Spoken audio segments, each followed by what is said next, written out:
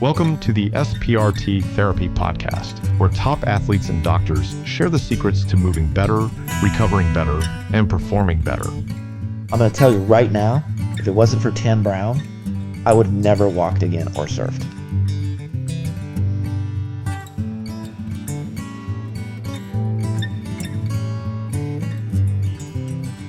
Now let's dive in with your hosts, Dr. Tim Brown and Dr. John Pecora.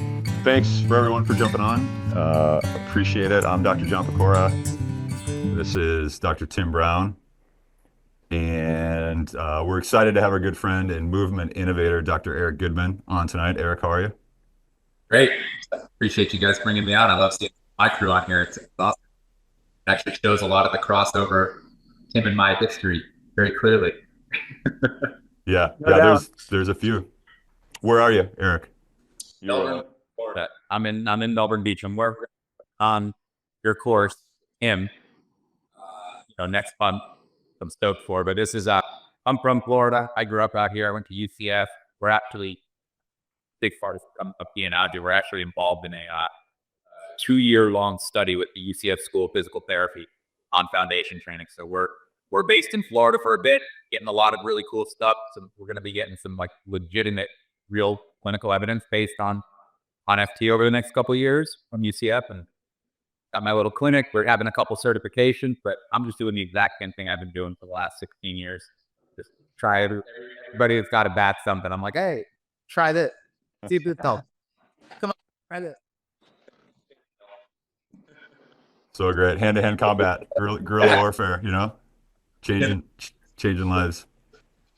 Well, like you said, we're going to be in Melbourne Beach, so it's Indian Harbor Beach to be specific. March 8th and 9th for a collaborative level 1 SPRT therapy and foundation training course. And so to Eric's point, we thought it'd be a good idea to jump on and let you share a little bit of your background, a little bit of the story around FT, and then, have you and Tim have kind of a collaborative conversation around how, the two concepts just complement each other and work so well together. So that's going to be a lot of fun. Before we get started, we just wanted to mention, in case anyone missed the conversation we had a few weeks ago, Tim spent some time discussing SPRT therapy and some of the concepts around improving tissue quality, utilizing tape to improve and support movement patterns, and then connecting the neuromuscular system by moving, which kind of ties into tonight's conversation. We're going to record tonight, and it's going to be available in the future on demand and through podcast platforms. So if you know of anybody who couldn't make it, please let them know, or if you want to watch it again, we'll keep you informed as far as when it's out. If you, just for a reminder, if you could keep your mics muted and your videos off, and then when it comes time at the end, we're going to allow Tim and Eric to answer some questions. If you're interested in asking your question personally, at that point you can throw your mic and your video on, and you guys can chat. If not, just list your question in the chat box, and we'll get to them at the end and make sure that that everyone's questions are answered. And if not, we'll make sure we contact you and allow you to kind of follow up with regards to that question. Before we get started, we just want to acknowledge a few others who are on today. Dr. Professor Pat Helma, who is a legend and a sports chiro and a longtime friend of Tim's. He's also a foundation training certified instructor and a professor at University of Western States. And actually, we kind of just touched on it, but a good amount of his students are here tonight. So welcome to the students from UWS. And Pat, just wondering if you wanted to jump on really quick and say anything about, your history with Tim, your history with SPRT, and then, kind of your history with Eric and foundation training. Yeah, this is actually a lot of fun for me because these two guys impacted my career tremendously. There probably isn't a day that goes by that I don't use something that I learned from each of them in treating patients, in just compassion for patients, and working with not only just athletes, but people. And the approach that they have to the human body is different than what's taught in a lot of schools and institutions. And that's why it resonates so much with me. And I've seen amazing results with it. So, yeah, I encouraged all my interns to come and listen to what these two powerhouses had to say. So I appreciate it. Thanks. Yeah, and extra credit, right, for showing up tonight. I'm working on that. We've got the list, so we know if they bail early or if they stick around for the end. So we'll keep you updated. Yeah, thanks. Great to have Pat here. He's a legend, and he was with us in the earliest AVP days, working on the beach, groveling on the beach for 10 or 12 hours a day, and for maybe getting a snack for your pay. But that's kind of how we cut our teeth. We were, real briefly, you're either interested in income or outcome. It's very difficult to have both with doing this type of sports chiropractic care. So, that's just what I found through experience. And so Pat's always been an outcome guy. Eric, same thing. It's a sacrifice that we make because we're just really interested in helping people and also learning. I mean, every patient we see, we learn more. So sorry to interrupt. Hi, Pat. Not at all. There is no interruptions. That's what we're here for tonight. And I saw Eric's eyes light up when you said income versus outcome. I mean, you have the one-liners that just they sum it up, man. Pay attention to the donut, not the whole thing. Do you understand? Well, someone else. Thanks, Someone brother. else who we just wanted to mention real quick, who appreciates Tim's one-liners, is Dr. Steve Capobianco from Rock Tape. Rock Tape has been a long-time supporter of SPRT and now of our hands-on live soft tissue and taping courses. If you're looking for the highest quality kinesiology tape and other innovative movement tools, with a company that has a long-standing culture of education and supporting the health and fitness community, make sure you check out Rock Tape. Steve, you want to pop your video on real quick and just wave? We know that you hate to interject and just love being a fly on the wall to listen in, but love having you on, and just wanted to say hi. Well, I wanted to expand on what Pat was saying, but these two humans are just have changed the way I look at the human body and movement.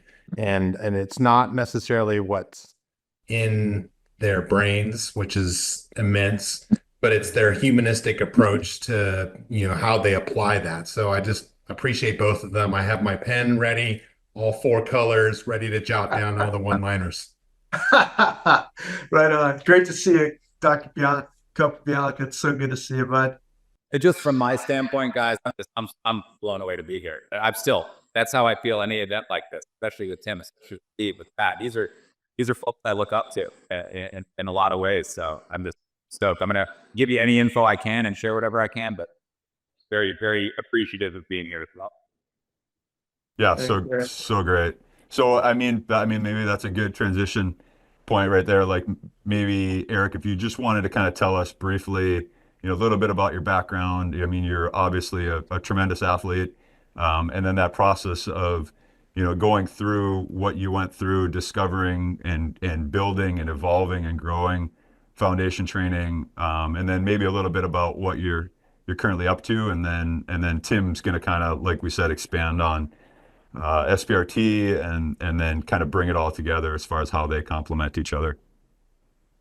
Absolutely. Yeah, let's do it. So I met everybody here because of a very unique way that I kind of approached strengthening my back when I was in chiropractic school, and it was bad. I would get adjusted. I would do any kind of sport. I would try to jump and see how high I could jump. Next thing I know, I'm out for 2-3 weeks, and I had to eventually get that checked out. You have to get a double fusion surgery, or else develop IFS1. They're unstable. There's too much degeneration. There's too many disc herniations. It's only going to get worse, blah, blah, blah. Foundation training. Aggressively as a 26, 27, 28, 29, 30-year-olds, now 40, almost 45-year-olds. I've been doing this every single day of my life for 16 years, attacking this degenerative pattern in my lower back that, I hope that you understand this when I say it, but degenerative pattern in the arthritic joint is reminiscent and reflective of so many things that are often occurring, from stressors to diet to environment to relationships to also how you hold yourself. And what I've been really like doing my best to understand along this get my back better, make myself stronger journey is, okay, what's connecting all this? Like what else is this tethered to? You know, you make a change here and the whole universe moves. That's the saying. And there's a lot of truth to that in the body. So I've had this really interesting luxury of feeling significant pain that does periodically reveal itself again. And I have to dig myself out again, but I've got wonderful shovels. I mean, I got excavators at this point. So I know how to dig, and I know the methods of stabilizing my lower back, stabilizing my joints that seem to be levers that hurt me when they're not paying attention. And through serendipitous events, through good fortune, through a lot of hard work and doing my best to really share this with everybody I've been able to while I'm trying to understand it, even going so far as to try to like watch their movements, people that are more athletic and better than at different things. What's the difference? How do they absorb? Why can't I do that? And very stubborn me trying to do those things over the years has helped me understand the frame a lot better, and that the idea of tensegrity and stability throughout the body significantly better. All of my education, while it started as a chiropractor and got my degrees and I understand anatomy to a reasonable degree, at this stage, I'm educated through somatosensation, through what's happening in my body and how I'm starting to slowly translate that to strength, to poses, to movements, to fascial tone, and sort of unlocking the next gate to the next strengthening or the next integration pose or fascial connection that allows this stability or that stability to get better. And if you would have told me when I was a student that I'd be kind of on this journey 16 years in, having really never practiced chiropractic, having never had a clinic, I've been trying to understand my body and trying to help other people with that understanding for a lot of years now. And I would never trade it in, but it's a journey. It's quite an adventure. You're kind of cutting brush the whole time as you go through. And I've had incredible good fortune. And I say that with every sense of the word. When Tim came into my world, where I came into his, I don't know which one was which. We met at a very big event in Anaheim at a big motocross event a lot of years ago. But he was a confidence. I don't know how else to say it. I had been trying this thing and I showed it to a lot of people. I have people did it. But when Tim was like, wait, what are you doing? Do that again. Hang on, I want to see that again. And that confidence was huge and has been a steady booster in my career for a long time. And it's not because he's Tim, it's because he understands fascial integration, understands soft tissue, understands this web. You know, as Oriental medicine says, if the web that has no weaver, he gets that premise and that idea in a way that a lot of others don't. And I'm not gonna lie, I'm trying to just catch up. Like, foundation training is my effort to catch up to his and other people's understanding of the body in sort of the way that I see it, which is so ridiculous, to be honest. I wish I was more eloquent with this, but I'm under stage, and I get this whole decompression idea pretty damn well. Everything else is slowly getting there. Pat Helma and a couple other people here have actually come to my course. Actually, a good handful. Awesome. I'm so stoked to see you guys here. But Pat has been instrumental. I met Pat, at the beginning, right at the very, very beginning, relatively quickly after I met Tim, actually. And Hal is another one that when I met him, I'm like, this guy's been in practice for 20-something years. He's on it. He pays close attention. He knows he's looking for seeking. He keeps trying to learn. He stays super curious. I can't tell you how significant it is to have that kind of mentorship along the way when you're trying to be creative and you're trying to like develop something and understand something. So foundation training has been a journey understanding the body, but it's also been this constant series of lessons of being collaborative, accepting advice, understanding that if you learn something that makes something better, you got to pay attention to that. You can't just like not pay attention to that. Him sent me something about palpating the psoas the other day. I don't even know what to do anymore. I don't know what I'm saying. I don't know if you can palpate the psoas or not. Send me this video. Looks like you can. I have to teach a little different. So things like that are really important along the way. And they should come from a lot of respect. People really admire what their brain does, how they do the workings. And, you know, again, I'm rambling at this point, but foundation pain, good for you. And Kim's been very good for you. Awesome. That's awesome. Yeah, and not rambling at all. I mean, that's a lot about the inception and you know, kind of where you got started. Can you just explain for those who aren't familiar kind of with foundation training, maybe just an easy descriptor as far as what it is, what it does, you know, how you progress through kind of the process, and maybe kind of just dive into that just a little bit. Although, so this is a pretty high level group, so I'm going to go kind of high level, but I'm going to simplify it as best I can. The way that I kind of teach things are primary and secondary stability. The secondary stability being where a lot of people tend to kind of get stuck. I liken it to a puppet with loose strings, where it's just resting on its structure. There's nothing active around it. Primary stability being active tissue, muscle contractions, pulling joints. Secondary stability being ligamentous tissue, connective tissue, the joint itself. So we, in foundation training, we look at the posterior chain from the base of the skull behind you all the way down the lats to back, the extensors, to the glutes, to the hamstrings, to the abs, to the shin muscles, oddly enough, to the bottom of the feet. And we look at this map of where the posterior chain connects, how to orient the body in such a way that it forces isometric and then eccentric, you know, short to long type absorption patterns. And it teaches that very strong chain of muscles its role in supporting the body's upright posture. And along the way, we learned these shortcuts called pelvic anchoring and thoracic or spinal decompression breathing that take that tethered, elongated posterior chain, and they create these tug of wars, pelvic anchoring, tugging, adductors at the pubic symphysis away from the SI joint, with this little bit of internal circumduction to open the SI joint and stabilize arches of the feet and the perimeter that surrounds the arch. Like those two are tethering each other, and then the spine can lift away and broaden from that platform of anchored stability of the pelvis. So posterior chain integration for support, anchoring stability, supplying like a ground upward force. If we think of scoliosis and how scoliotic changes occur, the pelvis first changes and then the spine sort of catches on and aligns and then situates itself. But we want to stabilize that pelvic platform as well as we can so that when it's stable, stay with me.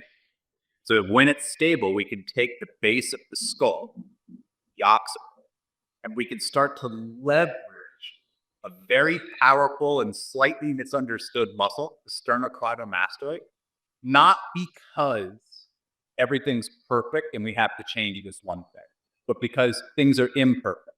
And we have to use this thing like a lever to lift the sternum, to lift the clavicles, and the base of the skull provides an incredible vantage point to do that at the mastoid. So I just gave you like 15-year evolution of foundation training in a very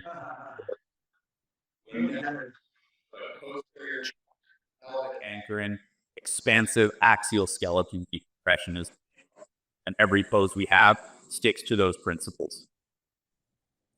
Beautiful. So, and this may be a little bit like asking a musician who you're interviewing to play a song real quick. And we know it's late, it's 9 o'clock, 9:30 almost on the East Coast. You've been working with athletes and patients all day, but maybe, you know, a great way to kind of continue that conversation would be if you wouldn't mind maybe just showing a founder from a side view. Yeah, of course. And maybe if there's anyone who's on who wants to participate, and you can turn your video on, and Eric can maybe kind of, while he's demonstrating, you know, can kind of check you out a little bit and I'll tell you, add. You can watch Heather, you can watch Gail, you can watch Arlene, Corey, Probably one or two others. I'm sorry if I don't see you on here, but each of them has been certified through foundation training. They know the work very well. So if one of y'all wants to pop on and do this with me, great. If not, no worries. I think you can see me. Yeah, we can see it. Yeah, that's perfect. And So I'm going to show you from the front. I want you to pay close attention to the angle of my feet. If the dip standing inside a wide box, I don't want it like pushing out again. On the inside, my heels being wide.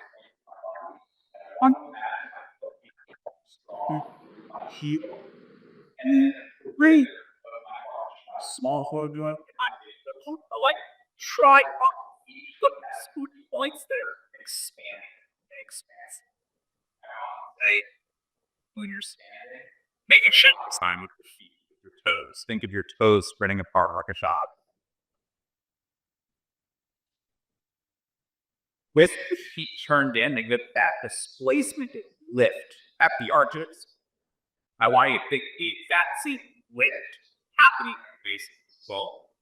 basic skull simply lift up and stay out while it's controlled. So it's lifting high as you can, creating tension. And then the pose turn full. One full back, squat.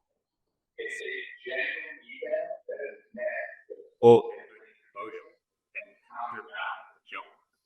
There's different arm positions. There's all different things we can do here. But the gist is hamstrings, hips, low back, lats, pulling the weight by torso, and an icy thick hole. Good for the whole line. Fascia, good for teaching. At the weight of torso, it's meant to get sores at the legs and not at the torso. So the idea with the founder is like a teacher. It's meant to teach weight distribution and force reduction. Beautiful.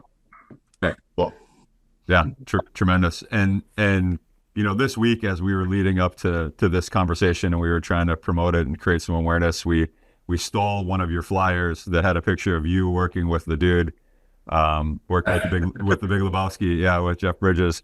Do you want to just touch base real quick, or just kind of share a little bit about some of the people that you can talk about that you have worked with, and why maybe some of the athletes, some of the actors, just to kind of give, without sharing too much, just kind of a brief understanding for everybody, the level of individuals who are benefiting. I mean, Jeff went on, was it the Jimmy Kimmel show or? Yeah, Jeff's been a patient for a very long time. He's actually, I'm happy to talk about it because we're not dealing with heart attacks. So this is like the HIPAA compliance of back pain. It's like, okay, okay, whatever. These are patients for a long time. They know that I'm starting a business, or have been working on doing this word of mouth idea, this kind of cult following that foundation training has found over the years.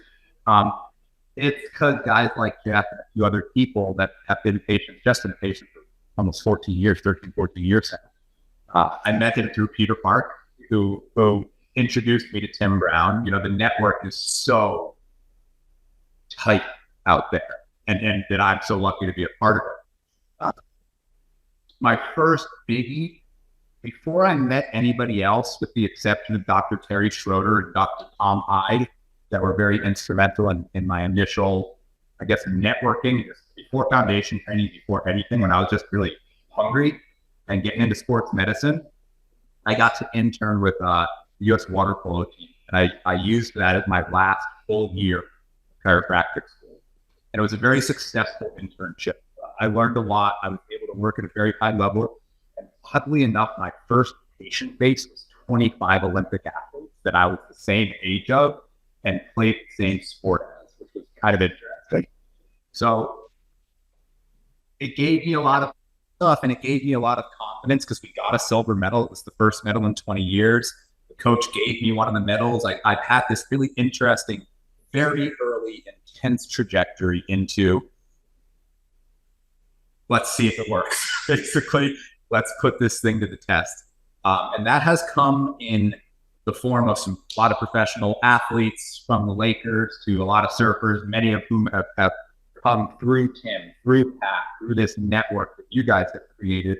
That, I mean, foundation training is part of surf culture now as a direct result of you guys. I mean, of the work, but of the network being available as well and pushing it. So it's almost hard to talk about the people that have come to foundation training, whether they've come through me, through Peter, through Tim, through the networks, through referrals, whatever it is. The work works, which is wild.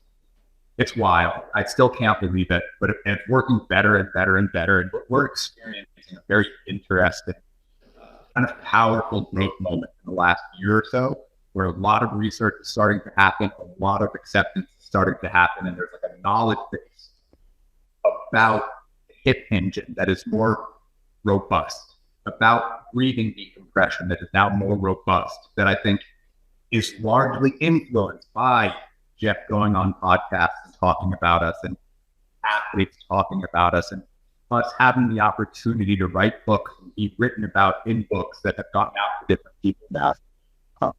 So look, from Prince Harry to Madonna to Oprah, they all do foundation training. It's wild. It's wild, but it goes really deep. It's pretty crazy. I'll give you one more, because this is one of the coolest things that has ever happened in our business. And it happened completely independent of me because of my YouTube videos that are out there. The lead singer of System of a Down, Serg Tankian, came out with a solo album recently, a few months ago. And the album is called Foundation, because of the work that he started doing. And I had the opportunity to meet Serg very recently. And he just comes up to me and he's like, everybody, listen, like, this is just a weird world that we're living in these days. It's these things, these connections that are outside of me or us, they're starting to happen. And all I can say is, whenever somebody of influence finds out about the work, I know it's not just because of me, but I also know that when they find out about it, if they take it seriously, they're probably going to fall in love with it. They're probably going to really feel good with it. And they're going to help this current that's being created. So I've said it 10,000 times. I'm still really lucky. I can't believe who's doing it. It's kind of wild. So cool. Yeah. And Tim, you want to piggyback on that? I mean, you've had your own experiences with, athletes and celebrities starting to adopt something and seeing it out there. It's pretty special when, I think someone wrote a song about you recently, not too long ago, but when the Big Lewboski is on a late night talk show, getting the host to stand up and do a founder, or Thor, is on the beach, or you get professional surfers right before they go out for a heat, doing foundation training to activate and get ready to compete. It's pretty special. I appreciate it. I appreciate it, very much so.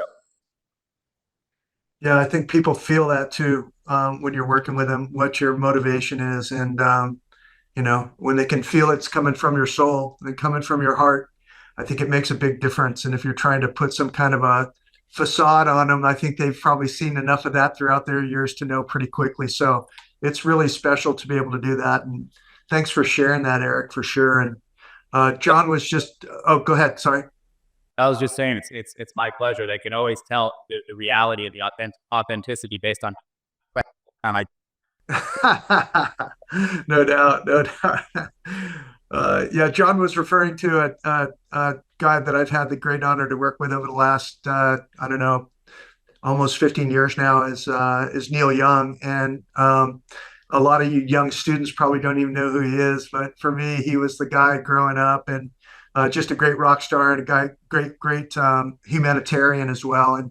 And so was able to work with him, and he's older now. So anything he can do to get more vertical, it was his challenge. So really worked hard on his posture so that he could stand tall. And so he utilized a lot of my taping and then a lot of my innovations in apparel. And he ended up really, really becoming a posture guy and bragging about it to me on the phone and leaving me messages all the time. But anyways, he wrote a song called Stand Tall. And as Eric felt, you feel like you've made yourself kind of a tiny part of their DNA because of the influence that you've had. And I'm just so honored to be able to work with somebody like that, one of my heroes. And so anyways, that's that story, Johnny. Yeah, that's great.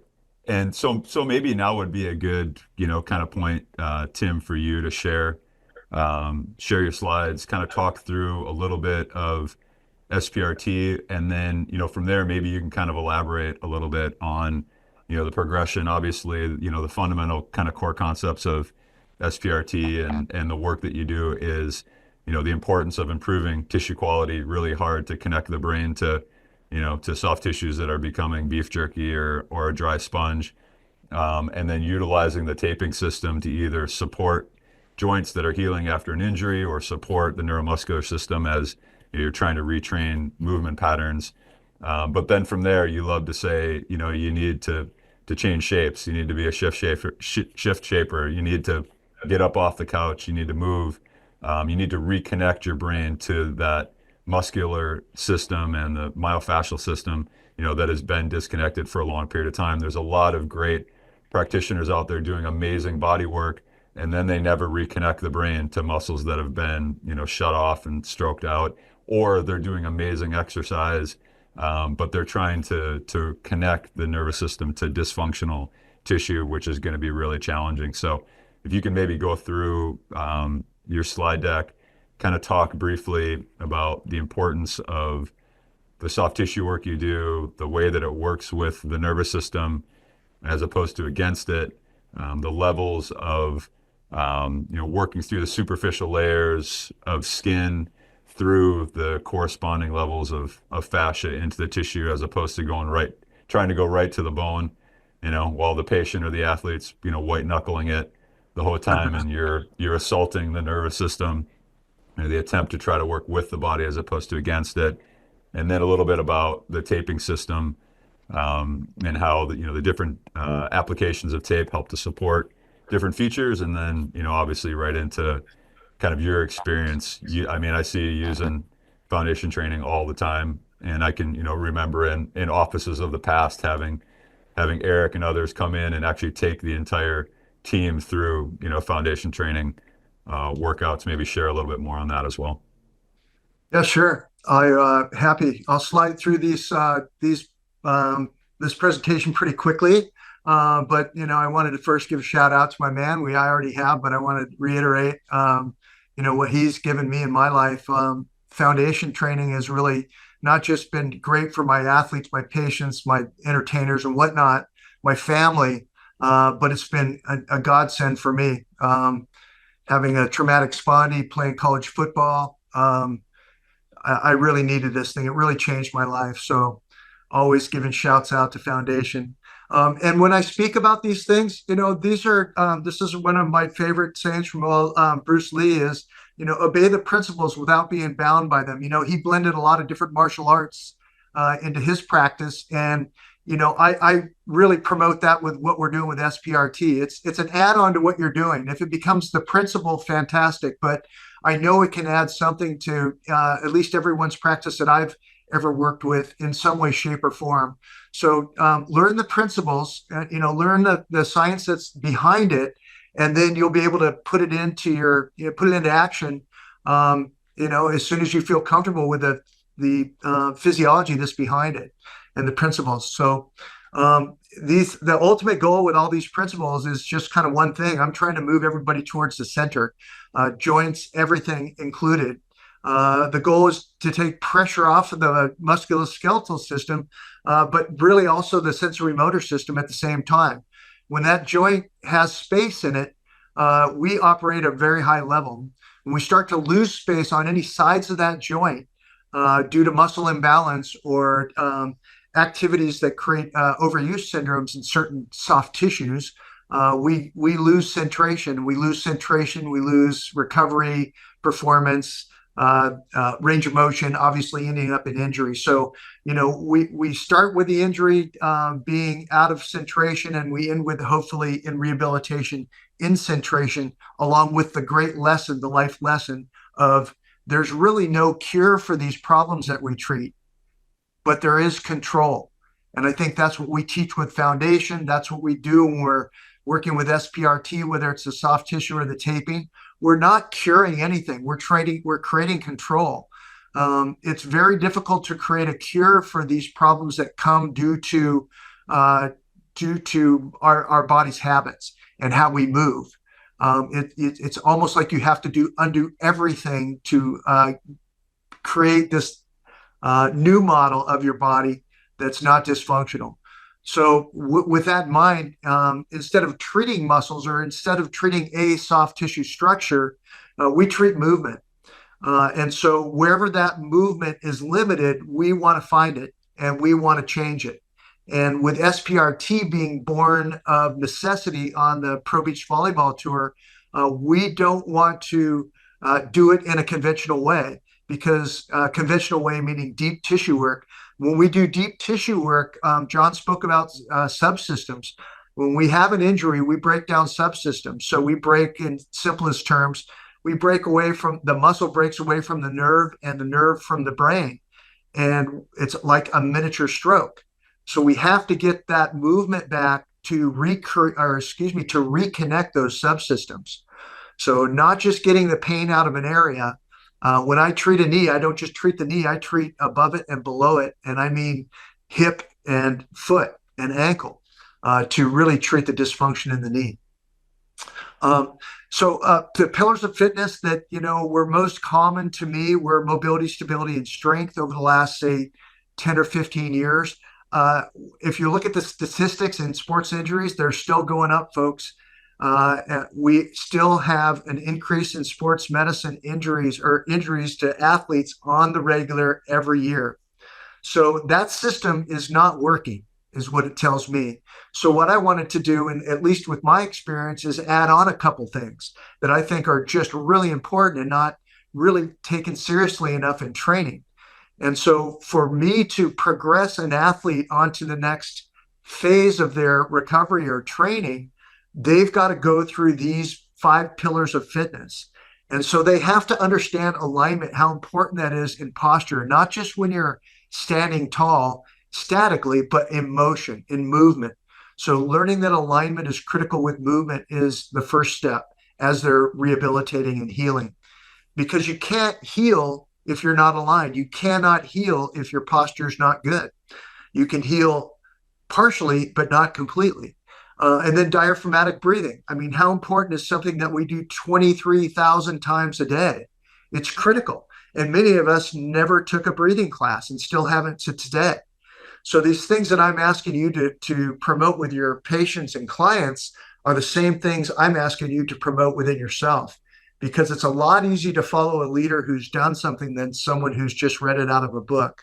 So we like to be genuine and authentic as much as we can with what we're doing. So teaching people posture, teaching people how to move with posture, teaching people how to move with posture and diaphragmatic breathing is fantastic for someone who wants to get somebody better quickly.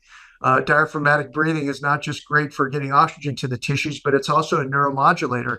If we look at the VAS scale of pain, someone comes at an 8, we can take them down to a 6 pretty easily just by doing a few minutes of diaphragmatic breathing. So it's a critical component. And then learning when to breathe. We breathe in when we're moving towards the body. We breathe out when our extremities are moving away from the body. That's what we teach. And certainly that's in its most simple forms. But then mobility is the next thing. So they've got to be mobile. And I teach my athletes, hey, you only have to be mobile in 3 areas. These are the compulsory areas. That's the front of the ankles for dorsiflexion. Hip mobility, you've got to have 360-degree hip mobility, so through all ranges of motion. And then thoracic spine and rib cage mobility. That's critical. That's compulsory. You cannot accelerate or improve, I should say, on a trajectory that's consistent with an athlete that's not following those things. So they've got to be mobile in those areas. So when I'm doing SPRT, a lot of my focus is working on those areas to clean up that movement. Once we clean up that movement, you'd be surprised at how often that pain is diminished by 80 to 90%. And now you're going to go ahead and work on the area that has the legitimate injury. And it's only really 10% of the time or so that I'm working on that specific soft tissue that's injured. I'm working on the areas that exacerbate, whether it's mechanically or from a sensory motor system. I'm working on those areas that are going to take that traction off that area that's creating pain. And then we get into stability. Stability talks about the dynamic restraint system, right? It's the brain connecting to the nerve, connecting to the muscle to create that stability. And so we do balance stuff, single leg stuff, proprioceptive stuff. All those things come in with stability. And then, of course, with strength training, you can get tremendous amount of strength training loading the body with its own body weight.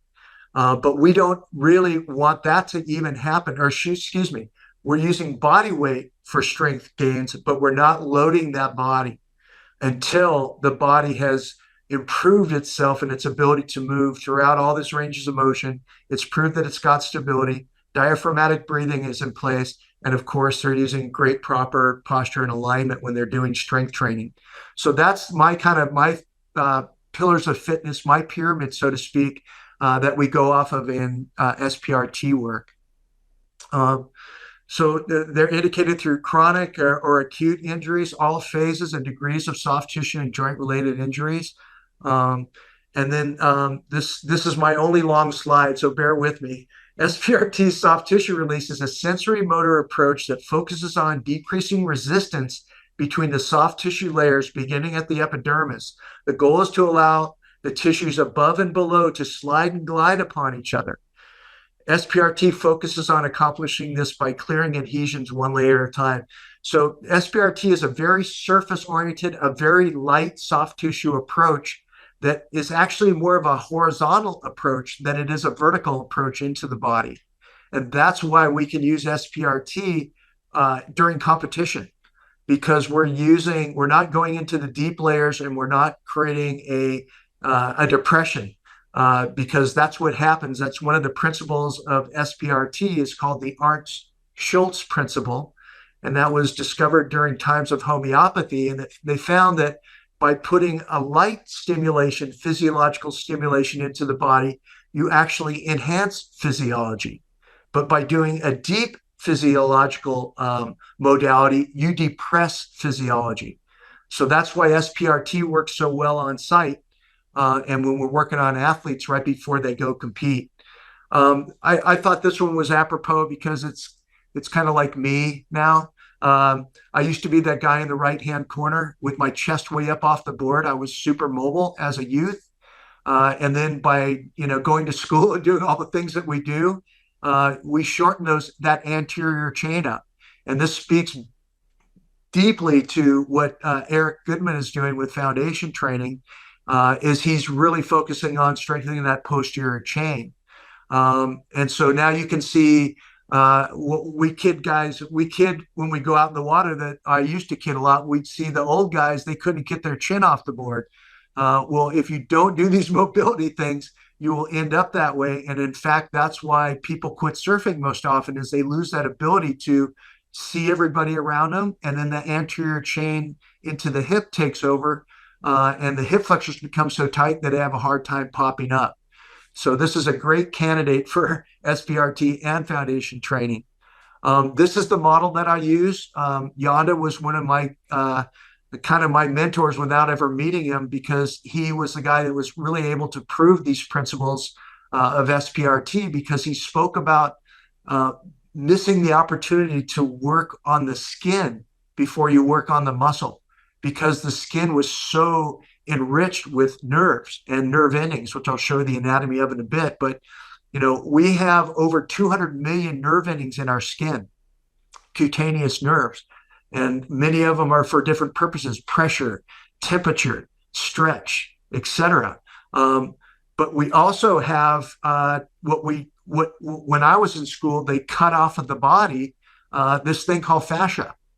And fascia, we used to think was innervated, but didn't know that it was innervated with a third or 33% more nerve endings than even skin. So fascia, as Eric was speaking about, is such a key component in our bodies, and how critical is it to keep sliding on it. It's of critical importance if you want to move. So we look at Yanda and we look at the upper cross syndrome and the lower cross syndromes as a starting place, because every one of us has this syndrome going on. Some of us more than others in different parts, depending on what you do on a regular and frequent basis and what your injuries have been in life. But this is the model that we start with. So everybody's out of balance to the person according to this map. And so this map is always consistent with all my athletes. And then we add on whatever their sports specific imbalances have been. And then Yanda's principles really quickly normalize the periphery first. And that's why I work on above and below the injury before I get to the injury. Restore muscle balance. We've got to use movement to understand where the muscle imbalances are. So I use movement. I use Gymnastica Natural to put my patients in postures that challenge movement. I use yoga postures and obviously orthopedic tests, et cetera. But find out where the muscle imbalances are. The patients will point to them, and that's where you need to do your work.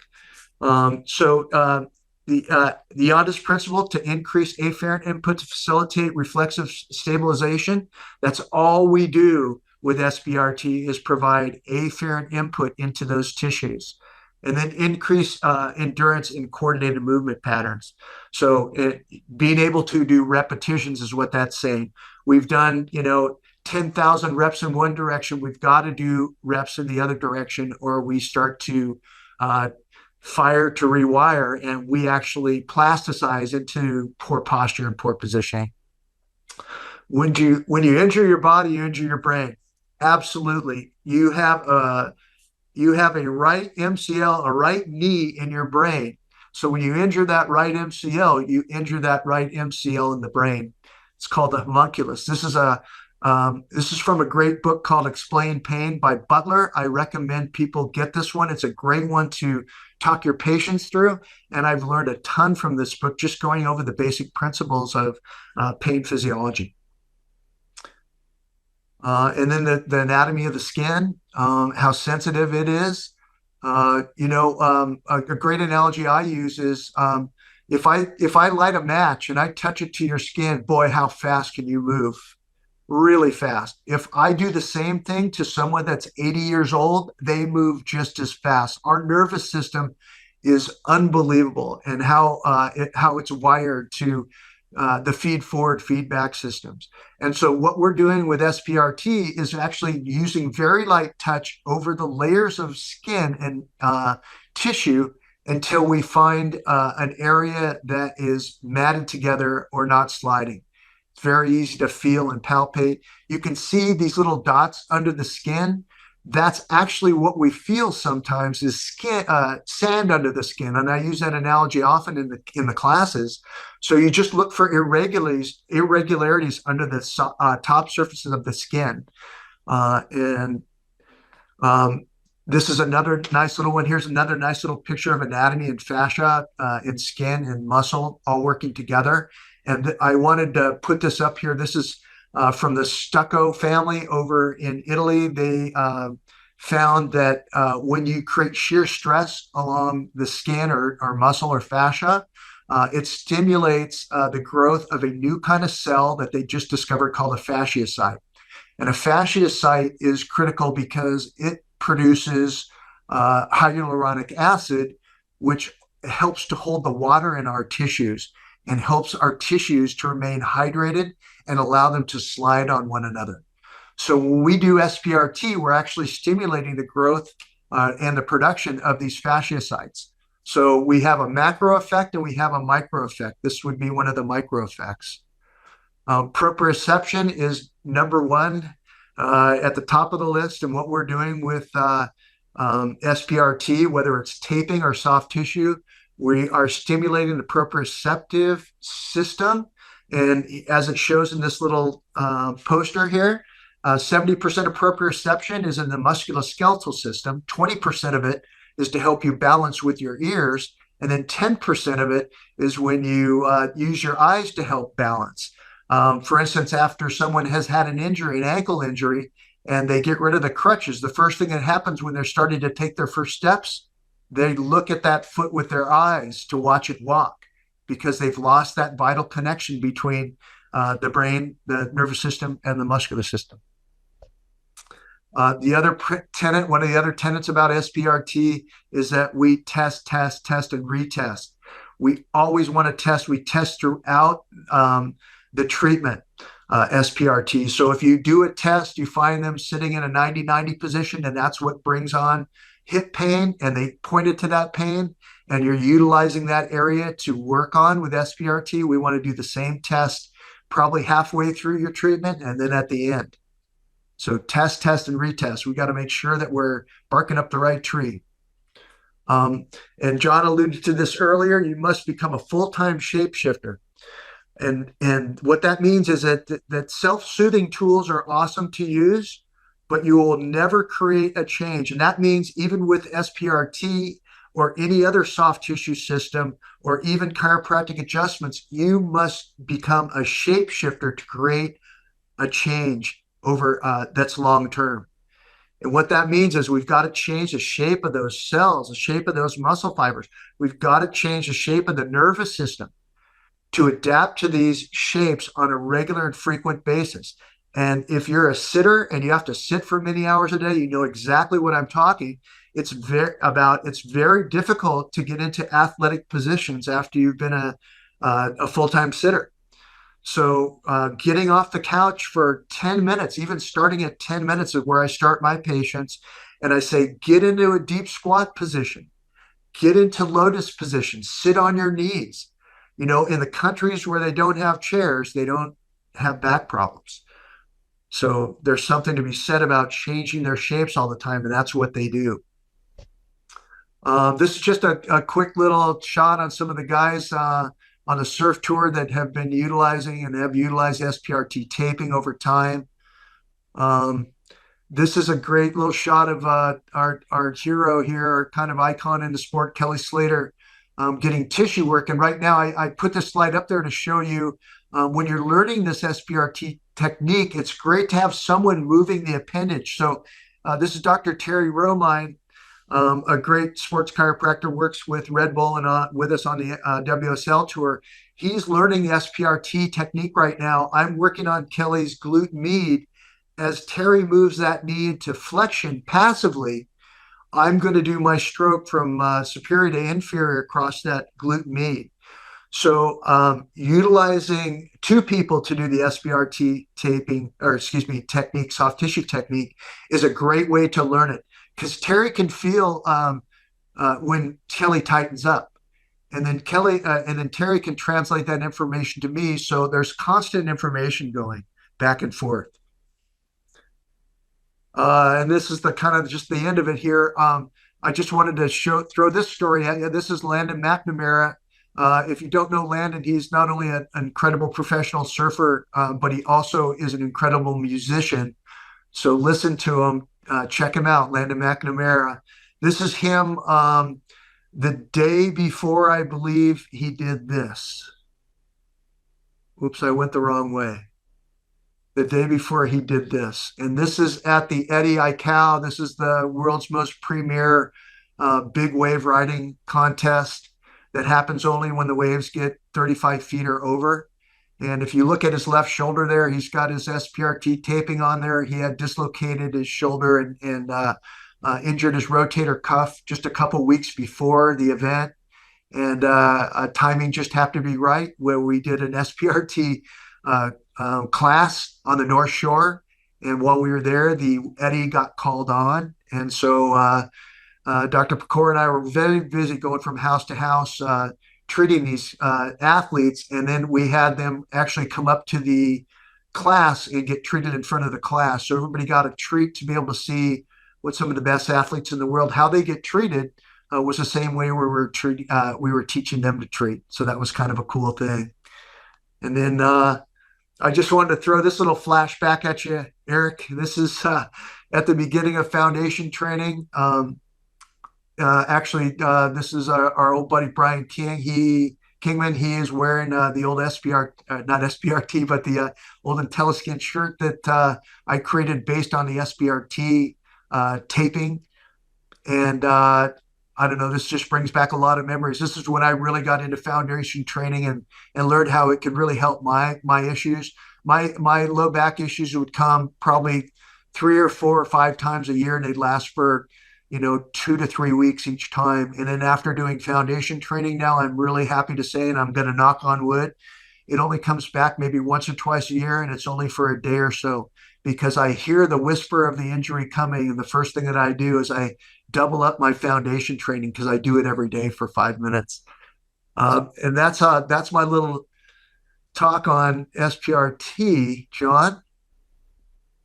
Yeah, tremendous, right. Tim. And you're talking about the reps that it takes to change or create a pattern.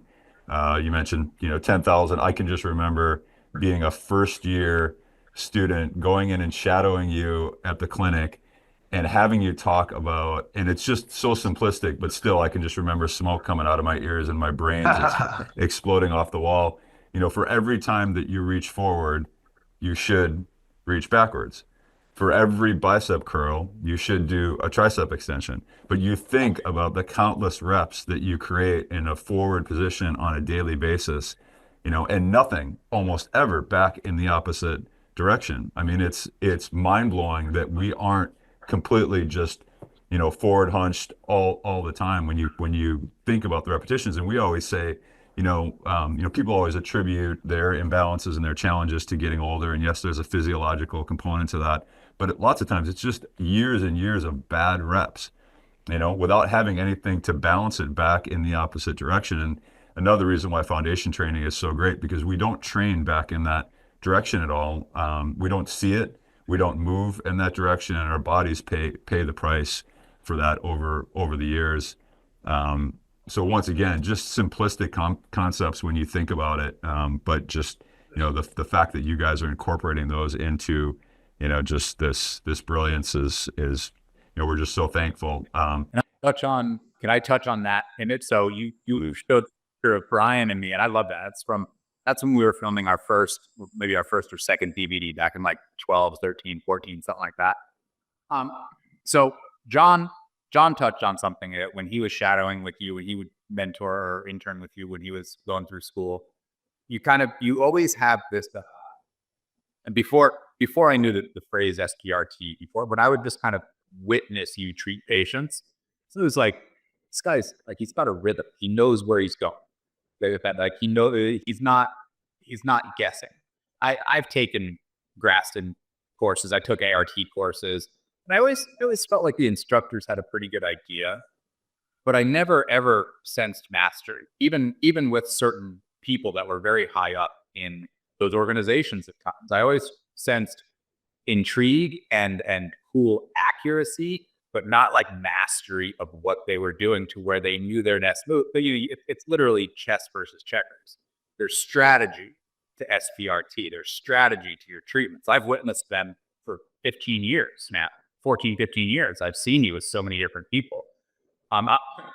This is the best thing ever, but it's also almost a little bit embarrassing. It was see you do your work hands-on that really was like, okay, that's Case's thing. That's not my thing, because that's what you do. I'm sticking with this movement. That's what he does. Okay, we'll watch what he does. I gotta stay in my lane here a little bit. Okay. Oh, I'm just gonna watch. This guy invented a shirt. Vice versa, bro. Seeing IntelliSkin,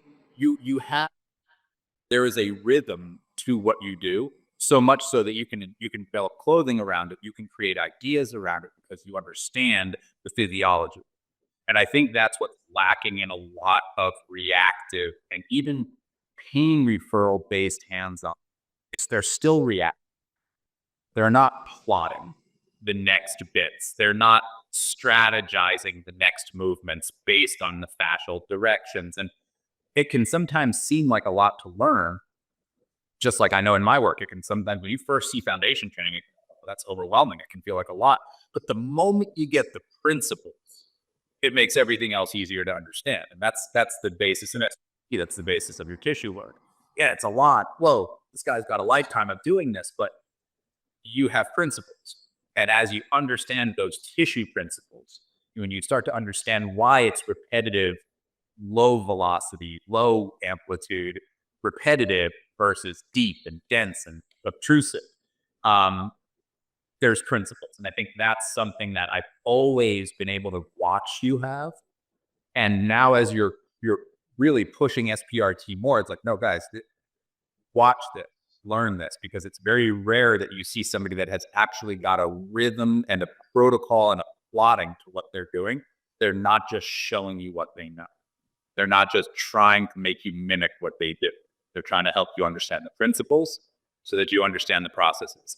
And that's what makes you a better practitioner, a better instructor, better hands-on, whatever it might be.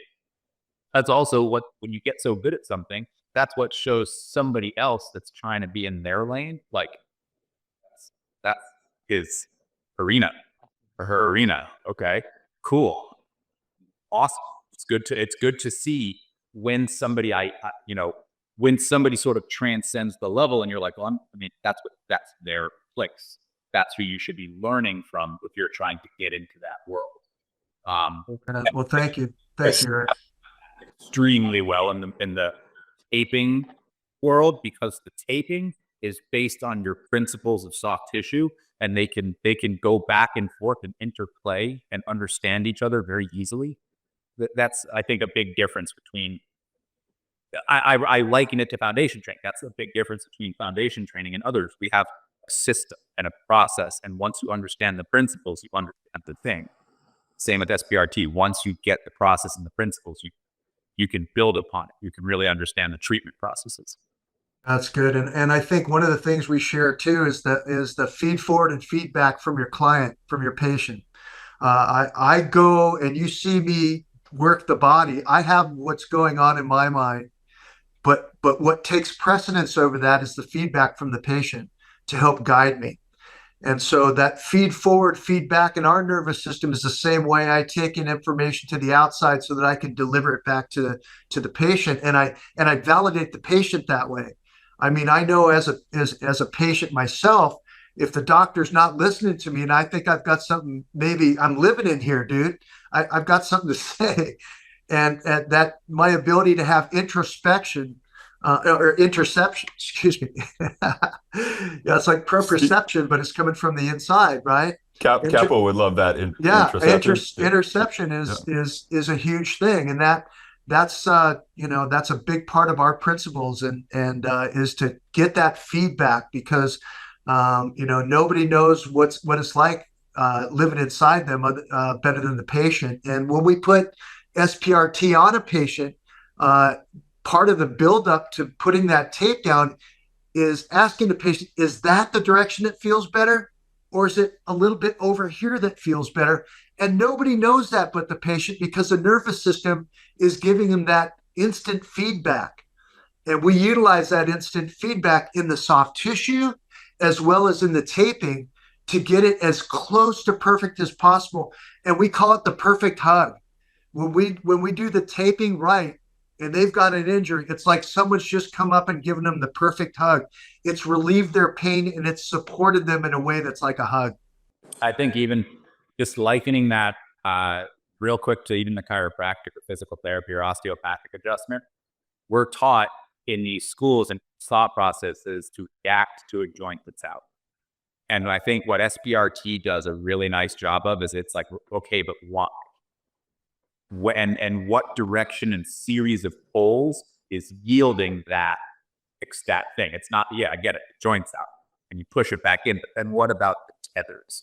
And I think both of our work operates in that arena of tethers and levers and pulleys and network or tissue and flow and pressure that I just don't think is taken into the same account in reactive treatments. So long story short, I think that anybody with the opportunity to learn from you should. I've been doing it for many years. I know, love learning it. I think anybody that has the opportunity to learn from me should too, but that's just biased. That being said, if they can understand one, they can understand the other. I really feel that significantly. Oh yeah, that. it's a very similar sword.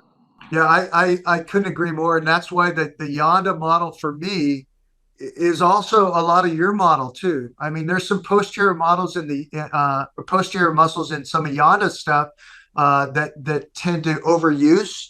But nonetheless, I really, from the heels to the posterior of the neck, I'm all about putting somebody into a posterior chain training program. It fits everything that I'm talking about better than any model I've ever seen.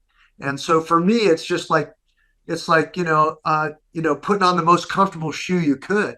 The foundation training is that for me, because I know every second that I put into it, and you have to go into foundation with intent. You can, lazy your way through it if you want to, but why? You don't get the result. If I put in that intensity, Eric, into my founder, even doing just the basic founder, it's heaven for me. It's heaven sent. And even if you only learn that one move, and I'm sorry if I'm biased on that, Eric, even if you only learn that one move and you teach it to your patients, it's gold. I appreciate that. You can be as biased as you want. So far, I've got 31 of them. The only reason I have 31 is because I'm like, wait, we'll try this one if the other one doesn't work. Right on. Yeah, and Eric, you made a great point earlier, just about as it relates to the benefits of the taping system. It was kind of pivotal for me, when you're learning and you're becoming a practitioner and you're thinking that you could solve and cure and change things with the work that you're doing. And Tim would always talk about, I can do a great 1 hour treatment, which is way longer than most people do, but you still got 23 hours of the day to F it up. I mean, he used other words, but I think you get to a point in your career where you're not afraid to mince words and let people know. But, to be able to, the taping almost becomes an extension of your treatment to remind people, to remind you, to cue you so that you don't walk right out of the door after getting great treatment and go right back to the postures, the positions, the shapes that kind of put you there to begin with. So, it becomes a little bit more about, well, not more about, but it becomes a little bit about, hey, don't mess up what we just did here. Like, you just spent a lot of time, a lot of money, and trying to change, your environment, and kind of what you're dealing with. Let's not screw it up, as soon as you walk right out the door. So the taping, John, the taping helps people get their reps in. Yep. It helps the tissue get its reps in the position that we're trying to get them to turn into long in the long term. It's neuroplasticity, and you got to fire it to rewire it. So you're working on them for an hour. You do all that work. As you mentioned, they got 23 hours to screw it up, and they will. So what can we do to abut that? Well, at the very minimum, you could do this taping that's going to tell the tissues when they're in the position that brought you into that office. I'm trying to change habits here. The only way to keep them out of my office is to retrain them. And so the taping, as you mentioned, it's like a walking treatment. It helps the body to remember what they just spent that hour doing, because they've got to do a tremendous amount of reps to undo what created the problem to begin with. And then you look at the size of muscles. If we look at the size of pecs, we look at the size of glutes and quads, those muscles get overworked all the time. And it's much more difficult to unwind a larger mass with a tinier muscle. So they need those reps to be able to do the things that we're trying to accomplish. And if they don't, you're going to get income, but you won't get outcome. And I don't feel good with that.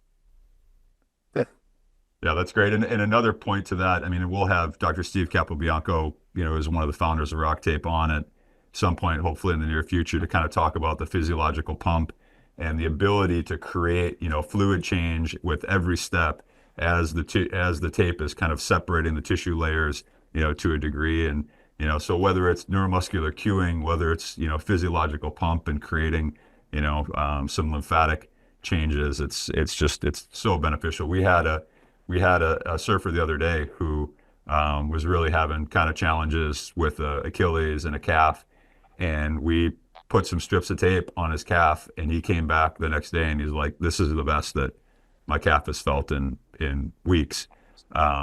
and I've had, similar experiences where I've actually been able to change a calf strain tear to a degree that I had a bunch of work done on, simply by really taping up that calf and allowing it to pump with every step. And to your point, really getting those reps in. So we're going to keep going. But Eric, just wanted before we, potentially, hopefully we don't lose anybody. We're going to go into Q&A here.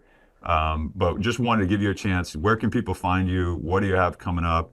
Can you tell us real briefly about all the places that they can get more information on, whether it's taking a course, learning more about the system, and then maybe towards the end briefly kind of touch on the research that you guys are working on, and anything else big that you got in store.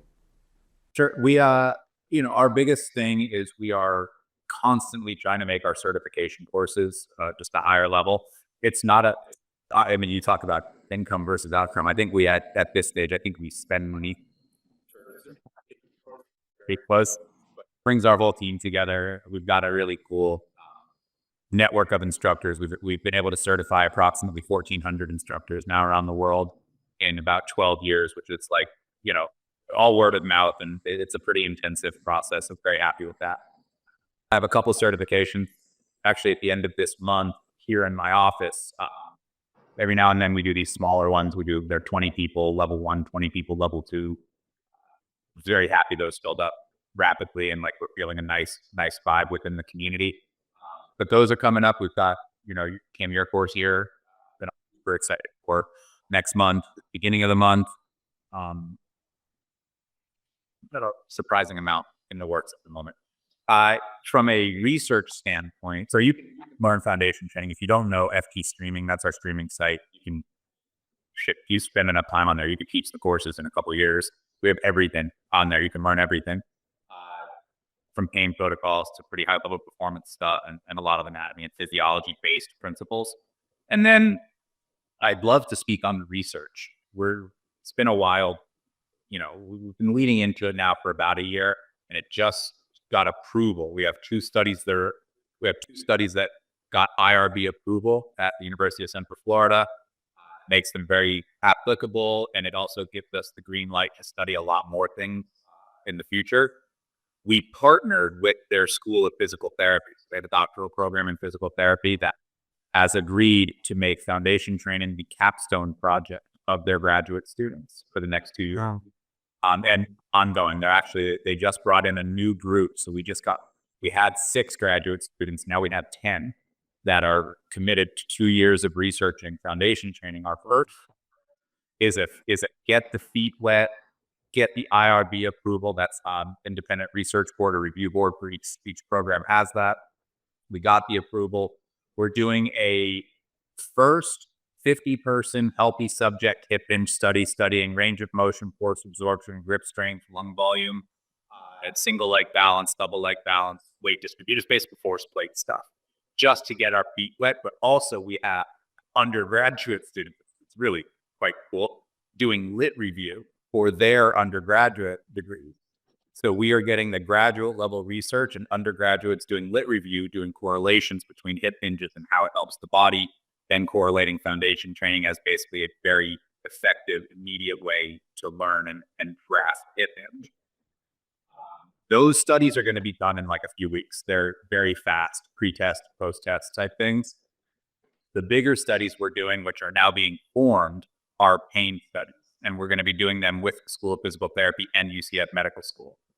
Those are going to be legitimate 8 to 12 to 16-week studies, much larger groups of in-pain patients. They're going to be longer term, and they're going to be ongoing. We hope to have several versions of pain studies that are putting foundation training against everything from chemical modalities to surgical modalities to kind of existing rehabilitation systems that are conventional gold standards versus, and we'll test everything third party. I'm not the one teaching it. It's all their students teaching it. But since we got the UCF research, we have been contacted by University of Florida, who is sending a research professor to my upcoming certification course. And they want to do it in conjunction with UCF. And one of our friends, Dr. Eric Goodman, who graduated chiropractic school with me, he's just been in our network. He's been at events. He's a really great guy. He is a research professor now at USC in Southern California. And while we don't have anything on the books, we have been in talks that they join in to this UCF study so that we can have the same study happening at 3 different schools at the same time. It's a very exciting moment for foundation training, as far as like every damn person out there saying, where's the clinical evidence? Where's the proof? Where's the evidence? Well, it's about to be here. We're about to have some very powerful clinical evidence.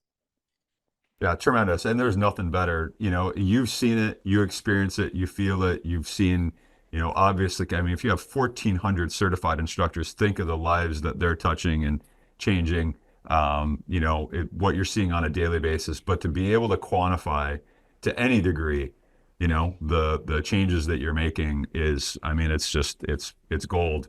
We have one goal with foundation training at this stage, which is literally to make it a gold standard of spinal rehabilitation. That the principles of anchoring and decompression, not a million poses, maybe 2-3 poses, whatever, just the principles of anchoring and decompression become part of the literature and part of the zeitgeist of anybody learning how to rehabilitate the spine in the future. Beautiful. Tremendous. Yeah, and so we're going to be with you March 8th and 9th in Florida for a combined collaborative SPRT level 1 full body soft tissue and functional taping course, along with foundation training. Next month, actually this month, sorry, it's February 21st through the 22nd, we're going to be in Marina Del Rey at Modi Physical Therapy for a level 1 SPRT course. In April, we have a level 2 lower body. In May, we have a level 2 upper body. And then in June, we not only have a level 1 SPRT, but we have a movement symposium that's happening June 13th and 14th. Dr. Eric Goodman will be there presenting and demonstrating foundation training. Tim's going to be talking about soft tissue and taping. We have Dr. Jason Amstutz, who is a rehab consultant for the 49ers. He's a chiro osteopath. He's going to be talking about fascia and really getting into some of the research. Dr. Steve Capobianco is going to be there talking about interoception and some other advanced concepts that will blow our minds. And then a number of others who will be there as well. So go to the SPRT Therapy website if you want more info, or you can always email us at jp@sprttherapy.com. Check us out on Instagram at SPRT Therapy or Foundation Training. Eric is Eric Goodman FT, I believe, on IG. Coach Jesse Salas is an amazing ambassador of everything, including foundation training and just overall love and goodwill as it stands. Let's go into a few questions or maybe comments. Gail, I don't know if you're still on, if you want to touch on the comment that you made, but Gail said a while ago when you were both kind of exchanging back and forth, my mind is blown. The concept of getting to the point of being a master to where you can plot a patient's rehab versus consistently reacting to how the patient presents themselves because you're just making an educated guess is goals. Eric, I think you were talking about when you see Tim playing chess versus checkers to a degree. But do either one of you want to elaborate on that a little bit? I mean, obviously it comes with experience over time and seeing just countless patterns with, you know, it's amazing what we see with, you know, a tight left hip versus someone presenting with right side low back pain or, you know, things of that nature. But, you know, obviously trying to become a master, getting in your 10,000 reps, it's, you know, everything from the Beatles to, you know, to being just a high level practitioner. But anything that you guys wanted to say just briefly on that topic? It's reps. It's getting your reps in, like you mentioned, and it's being able to be in a situation where you're totally focused. So, you know, where my total focus comes when I'm, you know, working with anybody, but especially if I'm working in a professional athletic environment where these guys get paid to move, they get paid to compete, not paid to be on the injured list. And so their feedback to me and the doctors that I worked with that are around me are responsible for my abilities to work around a patient to be able to know where to go next. It's just that ability to do that isn't because I'm super special. It's just because I've seen a whole bunch of stuff, and boy, nothing gets my attention more than the opportunity to help someone go out and perform at a higher level than they would have been able to had they not been able to use some of the stuff that we've learned. So it's love and repetitions. Well said. And Gail said she's still here. She's just super grateful to have learned from everyone and to continue learning more. If we have anyone who wants to jump on real quick, raise their hand, ask a question, feel free to just type it in the chat and we'll jump get to it. up quick, just with Tim discussing with the experience. I think when you're at the early stages of learning, I'm still in the middle stages of learning right now, but at the early stages of learning, you have the opportunity to learn a million different things. And there does come a moment where you have to decide, do I want to get really good at a thing or two or three, or do I want to be decent at everything? Which is a life going to be decent at everything. Not going to find fun and have a great spread and span and maybe a lot of things you enjoy, but the ability to focus in and hone in that talking about, I think, comes from kind of committing to what you do, to your perspective, and being open and always, if you're wrong, you're wrong. If you're right, you're right. Not committing to that side of it, but committing to the lens and to deepening that lens. It becomes very important as a practice. It's to really find like that comfort of, if I do this, there's a good likelihood that this will occur next, and vice versa. That's great. I want to throw in there too. Thank you for prompting this thought. Is that students? I'm talking to you out there. Get really good at something. Get really good at being the ankle or the foot person or the shoulder person or the low back, whatever it is, whatever you're into. Oftentimes, and this is what happened with me, I played college football and high level sports for my whole life. I'm injured a lot. So there are certain areas of me that were constantly injured. For me, I have a high arch. So that means I have a lot of inversion sprains. You'll see that with people with pes cavus. They have a high arch. They're going to have a lot of inversion sprains in their history classically. Flat foot, more knee injuries. So, but for me, it was a lot of inversion sprains. I got pretty good at the ankle. And so when I started practicing, skateboarding was really, really big too. And so I started to get a lot of professional high-level skateboarders in there. They taught me so much about the ankle, you can't even believe it. And it's through repetitions and their confidence in you that you're giving them everything that you've got. You may not be the best in the world at what you're doing, but you're going to be there and you're going to show up and you're going to have big intent every time and you're going to listen to the patient. So for me, that's one big piece of advice. Don't go try and learn everything. And if you are trying to learn everything, focus that learning into one thing and master that thing. Be known for it, because you're going to be surprised. One day you're going to wake up and that ankle now translates into the shoulder. It's just the name of the muscle that changes.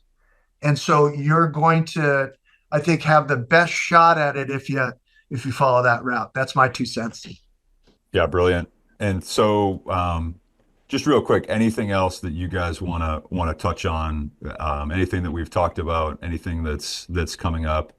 If anyone's interested in learning more about SPRT, about the soft tissue or the taping, please email us at jp@sprttherapy.com or DM us on Instagram. You have to learn foundation training.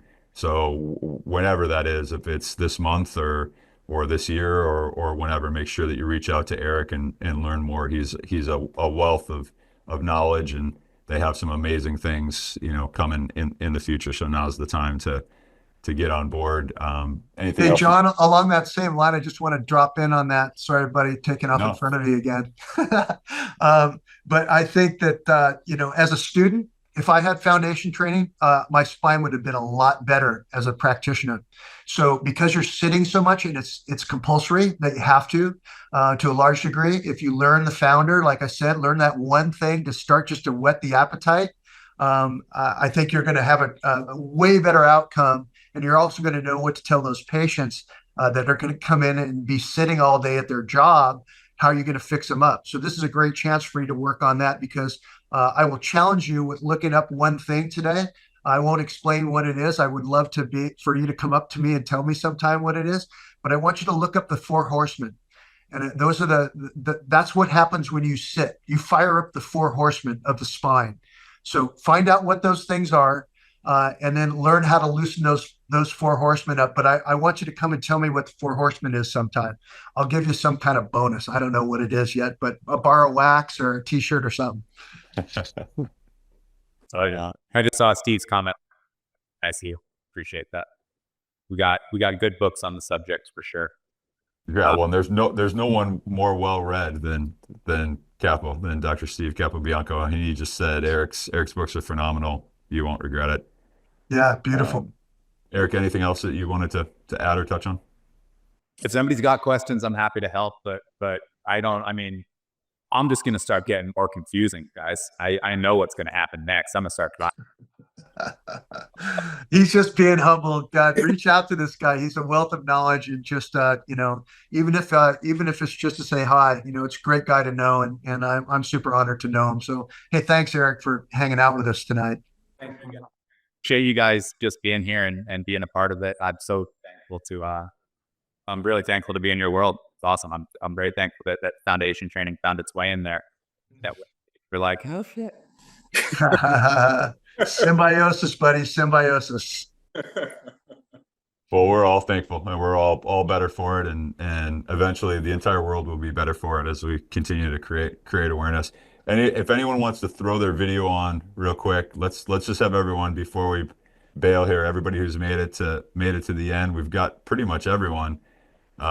Just throw your video on and wave wherever you are, however you are, whatever you're up to. If anyone wants to say anything or add any last closing thoughts. Heather's driving, so Heather, you're not allowed to say anything because we don't want you to crash.